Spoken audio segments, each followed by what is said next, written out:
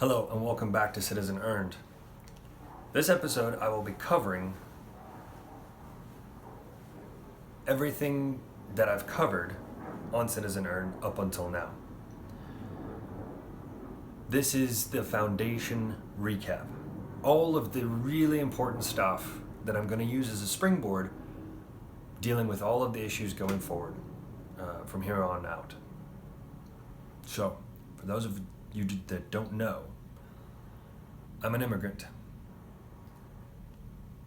Before we came to the US, we saw the US as a promise of a better future because it was safer, economically more prosperous, and of course, freer. When we arrived here, we were astonished to find out that what we thought of this country was actually true. It was safer, it was more economically prosperous, and it was freer. And we started to understand why. The we I'm referring to is my family and I. The reason why it was those three things was because of the patriotic culture that was still alive and well then, and possibly still is in most other places around the country. The reason it had this patriotic culture was because of the big three. First one being the Declaration of Independence, then the Constitution, and the Bill of Rights.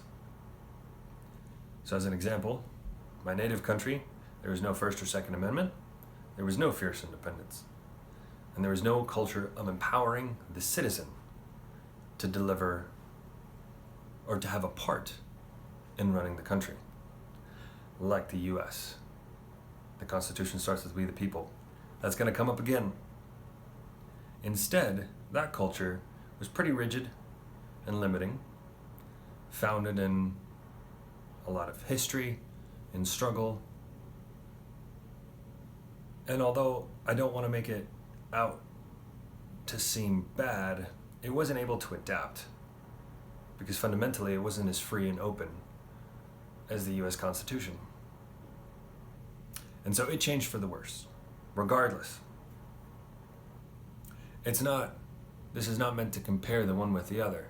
This is simply meant to merit the good things about how America came to be and America's founding documents, and impress why the founding documents are so important to me and why they became the guide for me on how to be a US citizen.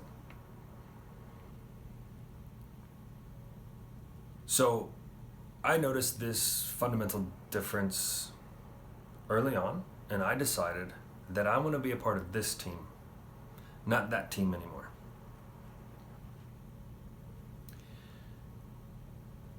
Along with me, my family also obviously did the same thing, and so we became naturalized citizens. We do our best to be the best citizens that we can be. We practiced, studied, took a test, did various other logistical things, but most importantly, took an oath, the Oath of Allegiance.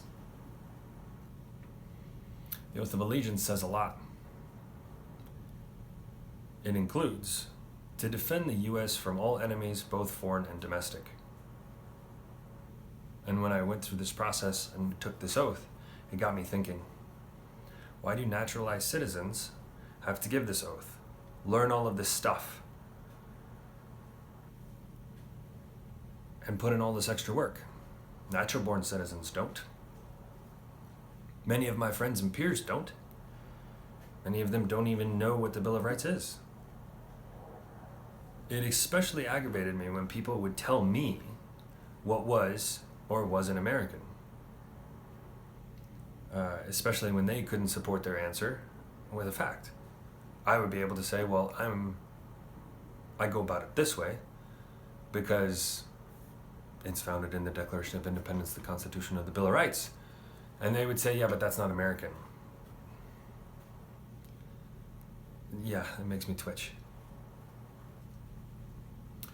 I realized after a while that most natural-born Americans don't themselves know what it means to be an American. They look to other people, the media, or books famous people to tell them what it means to be an American instead of going to the primary sources and evaluating it for themselves. And so here we are, unpacking that exact thing. As I mentioned earlier, my first big surprise was that Americans don't know the Bill of Rights. The Bill of Rights is my basis for being an American. It is what I call the citizen's task. So maybe it's best to review the Bill of Rights. First Amendment is the most important amendment. I don't care what anybody says. Because it is our fundamental human right to find and share information.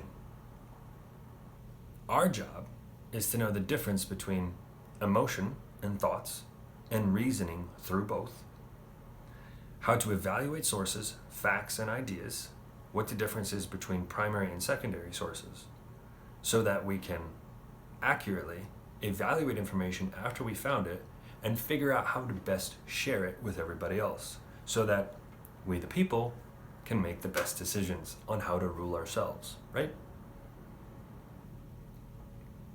This will allow us to learn from the past, not repeat the same mistakes, and develop previously untried ideas to continue delivering on the promise of freedom. That, after all, is what the Constitution and the Bill of Rights is doing, delivering on the promise of freedom which the Declaration of Independence made. If you want to go deeper in any of this stuff, please look back on the previous videos as I unpack each one of these concepts individually in its own video. After the First Amendment, there's the Second Amendment, which quite simply states the right for every person to have access to the tools to be able to defend themselves and to be able to use those tools to defend the country, ourselves, and the concept of freedom. A little bit later, I'm going to be doing a mini-series on this as it is a very touchy subject for many people. But there's a lot of information and it's going to take a little while to get out there. So please be patient with me. Then after the Second Amendment, there is the Third Amendment, which is to retain control over one's property. After that, the Fourth, no unlawful searches, seizures, and privacy. The Fifth Amendment, double jeopardy and no self-incrimination. The Sixth Amendment, the right to a speedy and public trial. Seventh Amendment is a jury trial. Eighth Amendment is cruel and unusual punishment. Ninth Amendment states that there are other rights not listed in the Bill of Rights. And the 10th Amendment is states' rights. In addition to covering the Bill of Rights, I also made a video on the concept of freedom and how America is the only country to promise and deliver on absolute freedom. In that video, I discuss how other countries define freedom a little bit differently and how our culture today is trying to redefine freedom. But that redefinition is wrong.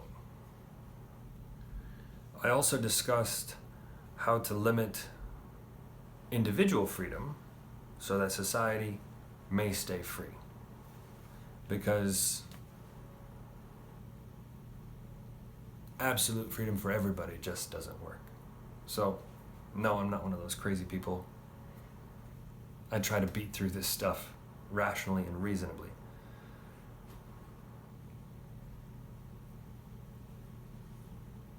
See, I love this country. It provides a lot of hope. It's an amazing place. And all of the people here, with as much diversity and as many differences as there are, we have the ultimate experiment and the ultimate think tank on how to truly make democracy and freedom work in the long term.